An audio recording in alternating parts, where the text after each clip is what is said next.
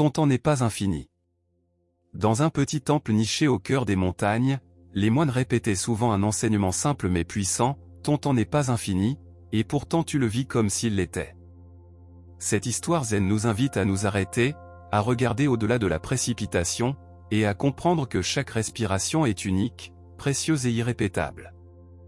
Au fil de ce récit, tu découvriras comment un jeune disciple, aux côtés de son maître, apprendra la véritable valeur de l'instant présent, l'art de lâcher ce qui n'a pas d'importance, et la sagesse de vivre pleinement avant que le temps ne s'écoule comme du sable entre les doigts. Le maître disait : quand tu crois qu'il y aura toujours un demain, tu gâches le maintenant. Et quand tu comprends que ton temps n'est pas infini, alors ta vie commence vraiment. Étincelle reste avec cette histoire, car elle te conduira dans un voyage de profonde réflexion sur l'importance de vivre le moment présent, d'accepter le passage du temps, de trouver la paix intérieure et de cultiver la sérénité dans le quotidien. Ce matin-là, sous un ciel teinté de nuances dorées, le jeune disciple s'approcha du maître, l'inquiétude dans le regard. Il avait passé ses jours à remettre à plus tard, toujours à dire « plus tard, un jour ». Mais ce jour-là, quelque chose en lui soufflait qu'il ne pouvait plus repousser sa vie. « Maître, dit-il d'une voix tremblante, comment puis-je apprendre à ne pas perdre ce qui ne revient jamais ?»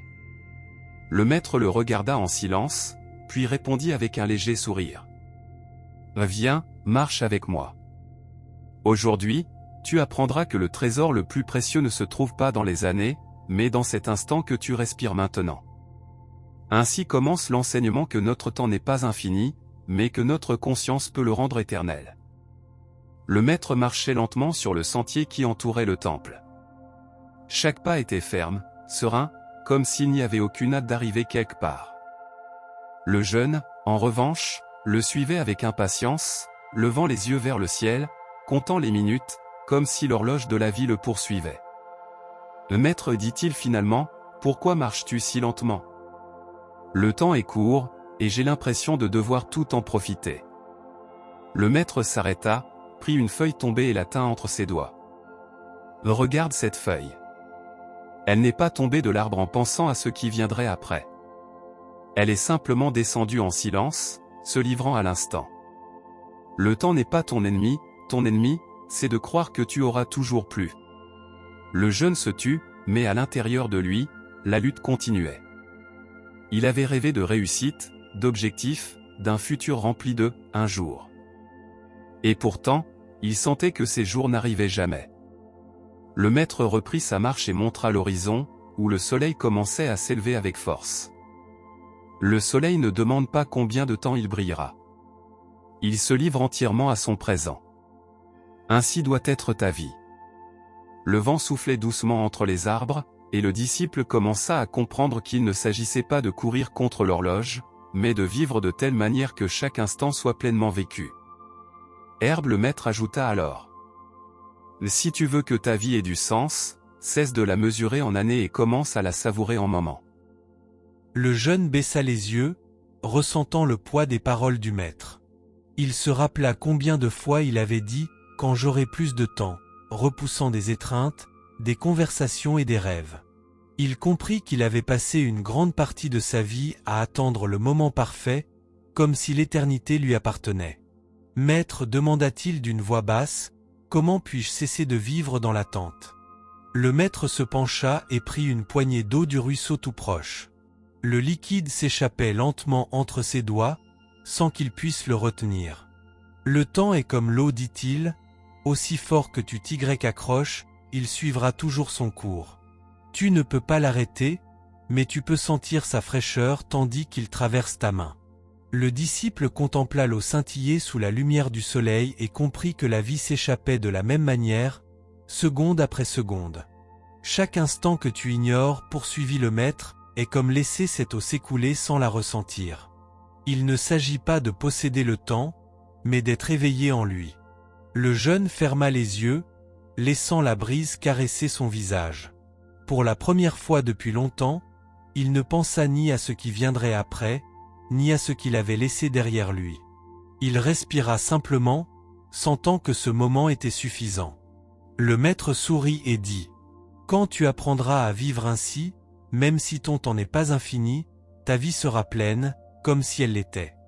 La marche se poursuivit jusqu'à un vieil arbre qui s'élevait au milieu du sentier. Ses branches étendues offraient de l'ombre, et autour de lui, de solides racines témoignaient des siècles de saison. Le maître s'assit sous l'arbre et invita le jeune à faire de même. « Regarde cet arbre, dit le maître. Il est là depuis de nombreuses années, mais il n'a jamais cherché à prolonger sa vie. Il ne craint pas l'hiver et ne désire pas le printemps. Son secret est simple, il se livre entièrement à chaque instant. » Le disciple caressa l'écorce rugueuse et pensa à sa propre vie, si différente. Toujours la peur de perdre, toujours l'angoisse de gagner. « Maître, murmura-t-il, et quand la mort approche, n'est-ce pas la fin de tout ce que nous sommes ?» Le maître inspira profondément, laissa le silence s'étendre comme réponse, puis parla. « La mort n'est pas la fin, elle est simplement le rappel le plus clair que ton temps n'est pas infini. Si tu la regardes en face, tu cesseras de remettre à plus tard et commenceras à vivre. » Le jeune ressentit un frisson. Il n'avait jamais envisagé que la certitude de mourir soit, en réalité, une invitation à s'éveiller. Le maître ajouta calmement. « Lorsque tu comprends la finitude, tu découvres l'éternité de l'instant. Et c'est cela qui donne une véritable valeur à ta vie. » Le vent fit bruisser les feuilles de l'arbre comme un murmure d'approbation. Le disciple ferma les yeux, et pour la première fois, laissa cette vérité le traverser sans résistance. Le jeune resta en silence sous l'ombre de l'arbre. Son cœur battait avec force, comme s'il commençait enfin à comprendre une vérité longtemps ignorée. Pendant des années, il avait couru après des promesses futures, croyant qu'un jour il vivrait vraiment. Maintenant, il voyait clairement que ce « un jour » n'arrivait jamais. Le maître rompit le silence. « Te souviens-tu de ce que tu étais quand tu étais enfant » demanda-t-il. « Tu ne pensais pas à demain. Tu riais, tu jouais, tu explorais. Tu vivais tout avec intensité. Le temps était une rivière, et tu te laissais porter par son courant sans peur. » Le disciple acquiesça, un éclat nostalgique dans les yeux. « Oui, mais je l'ai perdu. » Le maître sourit doucement. « Tu ne l'as pas perdu, tu l'as oublié. La vie adulte t'a rempli de projets et de préoccupations, et avec cela tu as cessé de voir l'essentiel. Chaque instant contient tout ce dont tu as besoin. » Le jeune soupira. « Et comment puis-je retrouver ce regard ?» Le maître tendit la main et montra le ciel, où un groupe d'oiseaux traversait librement. En apprenant à regarder à nouveau. Chaque respiration est un miracle. Chaque instant contient l'univers. Quand tu comprends cela, peu importe combien d'années tu vivras, car chaque jour devient complet. Le disciple observa le vol des oiseaux et ressentit un profond soulagement. Comme si le poids des années perdues se dissolvait dans l'air. « Maître, dit-il doucement, je crois que je commence à comprendre. Il ne s'agit pas du nombre de jours que j'ai, mais de la quantité de vie en chaque jour. » Le maître le regarda avec approbation. « Voilà la graine de ton éveil. » Le soleil était déjà haut lorsqu'ils arrivèrent au bord de la rivière. L'eau coulait avec force, reflétant des éclats de lumière comme si le temps lui-même glissait devant eux. Le maître se pencha, prit une branche et dessina un cercle dans le sable. « Regarde ce cercle, dit-il. Il représente ta vie. Tu ne sais pas jusqu'où il s'étendra, mais tu sais qu'il a une limite. » Le jeune l'observa attentivement, et le maître continua. « L'erreur la plus commune est de croire que le cercle est infini. Ainsi, les gens remettent à plus tard ce qu'ils aiment, retardent des paroles, gardent des silences qui auraient dû être des étreintes. Et quand ils regardent enfin en arrière, ils découvrent que leur cercle était plus proche de la fin qu'ils ne l'imaginaient. » Le disciple baissa la tête, sentant l'écho de ces paroles en lui. Il se souvint des personnes qu'il avait laissé attendre, des rêves qu'il avait repoussés et des instants où il avait choisi la précipitation plutôt que la présence. Le maître laissa la branche suivre le courant et ajouta « Tu ne peux pas élargir ton cercle, mais tu peux le remplir de vie. Chaque instant conscient agrandit ton existence, même si le temps reste le même. » Le disciple leva les yeux vers l'eau. La rivière ne s'arrêtait pas, elle avançait sans demander la permission, comme le temps. Et pourtant, dans son écoulement, il y avait de la beauté, et dans son cours, de l'enseignement. « Maître, dit-il d'une voix ferme, je ne veux plus remettre ma vie à plus tard. Je veux commencer maintenant. » Le maître sourit, voyant que la graine avait commencé à germer. « Alors respire, regarde autour de toi et commence à vivre. Pas demain. Aujourd'hui. » Le jeune ferma les yeux et respira profondément. Pour la première fois depuis longtemps, il ne pensa ni à ce qui lui manquait, ni à ce qu'il craignait de perdre. Il sentit l'air entrer dans ses poumons, la chaleur du soleil sur sa peau et le murmure constant de la rivière. Tout était simple. Tout était suffisant. Le maître l'observait en silence, jusqu'à ce qu'il dise « Tu as commencé à t'éveiller. Souviens-toi toujours de ceci. La vie ne se mesure pas à la quantité d'années, mais à la qualité de chaque instant vécu en pleine conscience. » Le disciple ouvrit les yeux et regarda le maître avec gratitude. « Je comprends maintenant que mon temps n'est pas infini, mais je vois aussi que, si je vis avec attention, chaque instant peut contenir toute l'éternité. » Le maître acquiesça calmement. Voilà la paradoxe de l'existence. La finitude nous rend précieux, et le présent nous révèle l'éternel. Ils marchèrent de retour vers le temple en silence.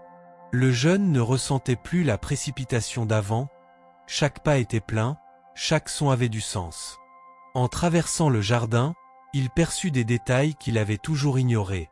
Le parfum des fleurs, le chant des oiseaux, la douceur du vent. Il comprit qu'il n'avait pas besoin d'attendre de grands événements pour ressentir la vie. Elle était dans chaque respiration, chaque geste, chaque regard partagé. Le maître, le voyant si serein, conclut. Maintenant, tu as découvert que la véritable liberté ne consiste pas à avoir plus de temps, mais à savoir vivre celui que tu as déjà. La soirée commençait à tomber, teignant le ciel de nuances orangées et pourpres. Le disciple et le maître s'assirent sur le porche du temple, regardant en silence le jour glisser vers sa fin. Le jeune rompit le silence d'une voix calme. « Avant, je craignais que ma vie soit trop courte, que je n'ai pas assez de temps pour tout ce que je voulais faire. Maintenant, je comprends qu'il ne s'agissait jamais de combien de temps j'avais, mais de la manière dont je le vivais. » Le maître acquiesça doucement. « Tu as compris l'enseignement. Ton temps n'est pas infini, mais ta conscience peut transformer chaque instant en quelque chose d'éternel. Vis avec simplicité, aime sans réserve et ne garde rien pour plus tard. » Le disciple inclina la tête, reconnaissant. Cette nuit-là, en fermant les yeux, il ne ressentit ni anxiété pour demain ni regret pour le passé. Il ressentit seulement la paix. Depuis lors, chaque jour, il le vécut comme un cadeau, sans remettre à plus tard les étreintes, les paroles ou les silences partagés. Il apprit à apprécier le petit, l'arôme du thé, le craquement du bois sous ses pas, l'éclat de la lune dans le calme de la nuit. Et ainsi, il découvrit que, même si son temps n'était pas infini, sa vie pouvait être pleine et lumineuse, car il avait appris à habiter le présent. L'enseignement du maître résonnait dans son cœur. Celui qui comprend la finitude apprend à vivre l'éternité contenue dans un seul instant.